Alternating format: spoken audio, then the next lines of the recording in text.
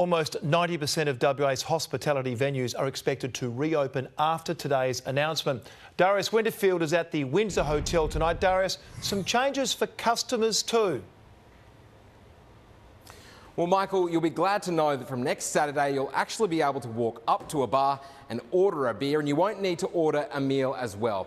The only catch is that you'll have to take a seat and sit down while you're having that drink, but it's the closest we've been to normal in weeks. And today, the hospitality industry welcomed the sweeping changes with open arms.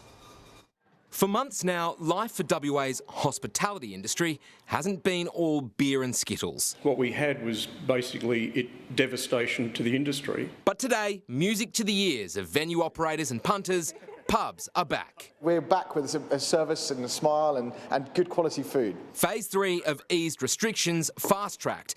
That means from next Saturday, gatherings up to 100 people will be allowed, including in pubs and restaurants.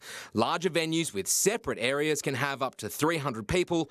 The 4 square metre rule will be slashed in half, venues requiring just 2 square metres per person. For smaller venues, cutting down on spacing requirements is critical. Come winter now, with limited floor space, with 10, which we're limited to inside, is really tough. Yeah, so this is brilliant news. Around 50,000 West Aussies lost their jobs when the hospitality industry virtually shut down in March.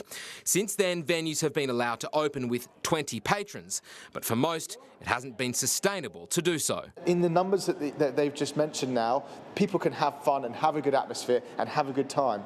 20 people just didn't work. Around 20% of venues are open now. This will take it up to 90%. I think every publican bar owner out there in WA should be buying the Premier a beer next week. The next phase is likely to see the complete removal of restrictions on venues, but come next Saturday, West Aussies can expect clinking of glasses across the state. Cheers. Darius Winterfield.